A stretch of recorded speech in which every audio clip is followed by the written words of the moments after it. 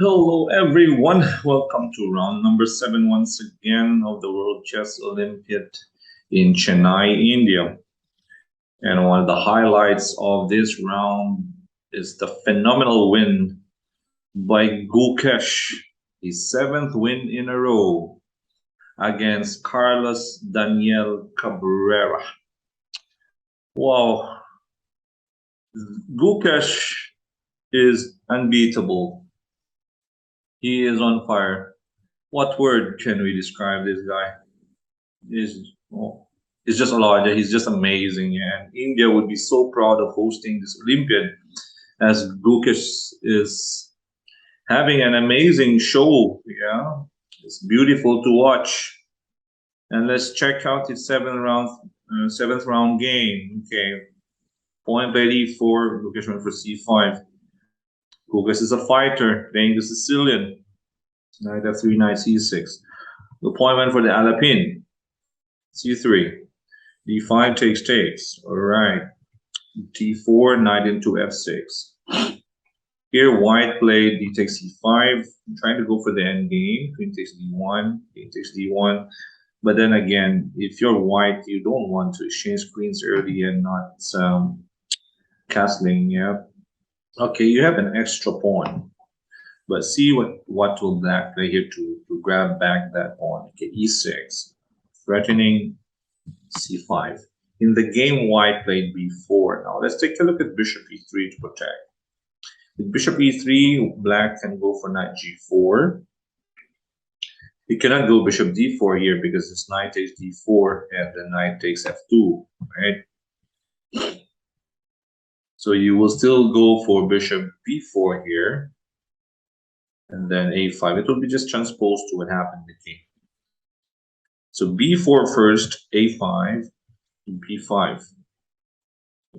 Also possible here would be bishop to b5 pin, but then bishop to d7, and then probably bishop b2.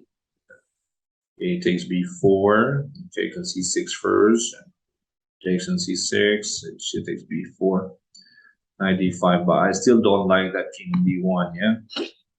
a3 and knight f4. Black's activity, so right on g2. Okay, he went for b5, knight e7. Nice move. Nice move, knight e7. It's blocking, in the meantime, it's blocking that bishop on f8. And here white went for knight e5, which is a mistake, I guess. It could simply go for bishop d3 here. Now, Gukesh tries to play knight g6 and then bishop e3, knight g4. Let's take a look at the difference. You can go c6, for example, takes on c6, takes on c6. Let's say Gukesh goes for takes, and let's say bishop a6. Can protect it with king e2. Yeah. If takes, king takes. And if, let's say, the rook attacks it with rook a6, this knight bd2, rook takes on c6, and then maybe rook hb1. At least you keep your two knights. Yeah? Black has gained back the pawn, but he's also behind development with the bishop and the rook. Compared it to knight e5, I don't like knight e5 because now knight g6 comes, captured, and now it opens up the rook. It's only helping your opponent. The bishop e3, knight g4, c6 takes. After takes on e3, good move, of course, bishop a6, knight d2 takes. And here's rook h5. Black doesn't need to move the bishop on c5, king e7, and rook h c8, because he just simply played rook h5, threatening e5 or c5. Yes, pawn structure is bad. So knight g3, rook e5. It was also possible to go for rook c5 here, but Gukesh wants to stop this knight e4. That's why he played rook e5. Rook into e1, bishop d6. Rook b1, rook a6. Okay, the point of bishop d6 is to stop rook b8. anticipation, right? Or this is a prophylactic move, stopping rook b8.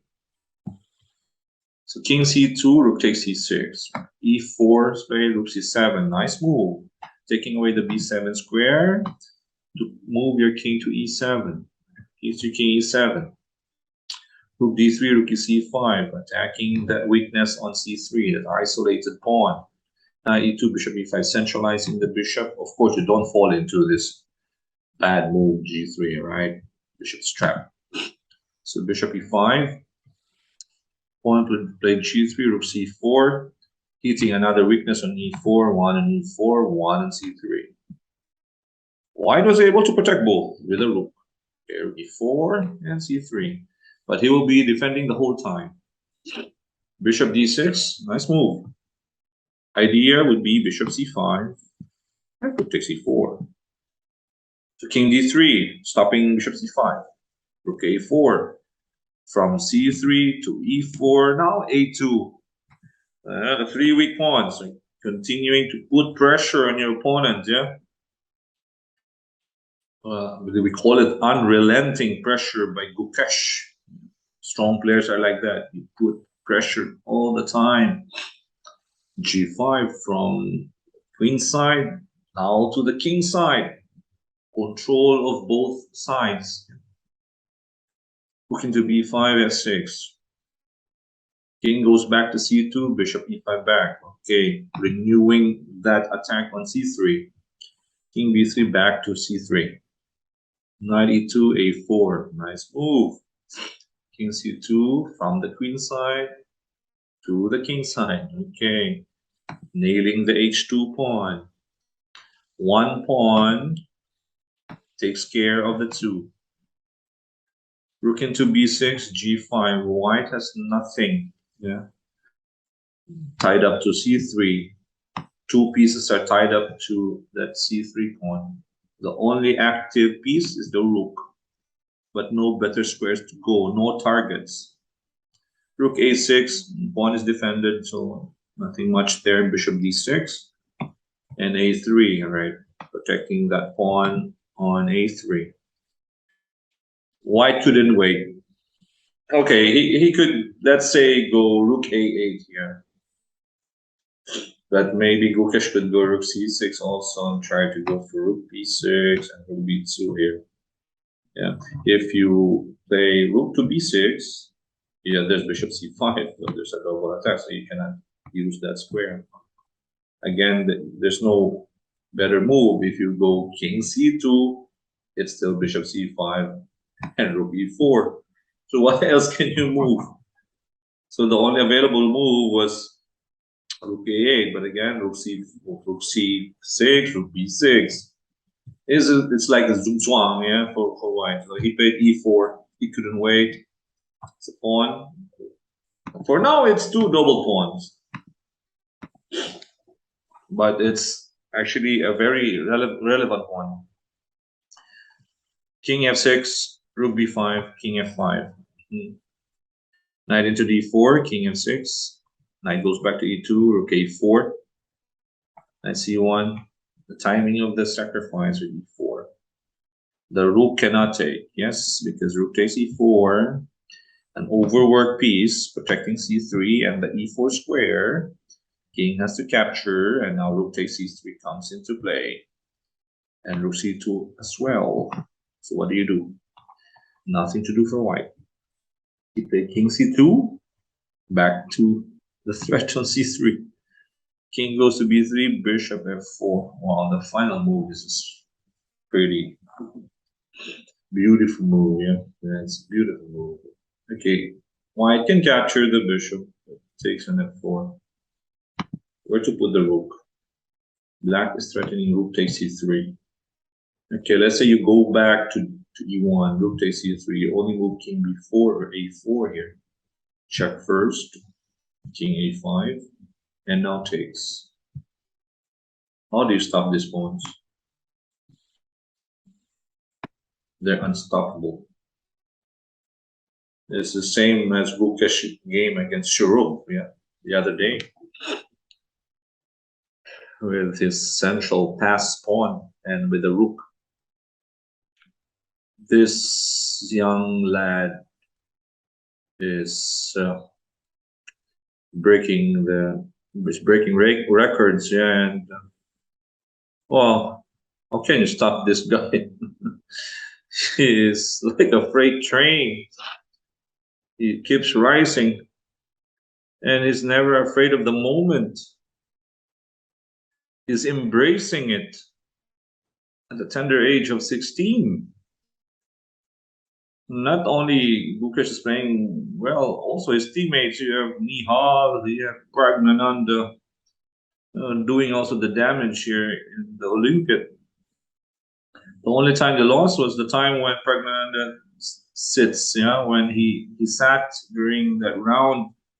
They've lost against Armenia. But now Pragnananda came back. They back to their winning ways. Oh, this young team is amazing as well. Not only Gukesh, but of course with Gukesh playing at what level is this? It's like phenomenal. It's a phenomenal level. 7 out of 7. You have a 3,335, 3,335 performance in this tournament with 4 rounds to go. Will he go for 11 out of 11? That would be we would be lost for words if he goes for it, and he has a chance to do it. And we're hoping that he'll go for it also. So that's it. This is a Fisher-like performance. Yeah, Fisher during his time also is rampaging the field. Yeah, here Lucas is also on a rampage. All right, guys, thank you for supporting our channel, Chart Smashers and Chart Smash Entertainment on Facebook and YouTube. We will continue our coverage of the Chess Olympiad in the days to come. This is Coach Oliver. Stay safe, everyone, and bye-bye.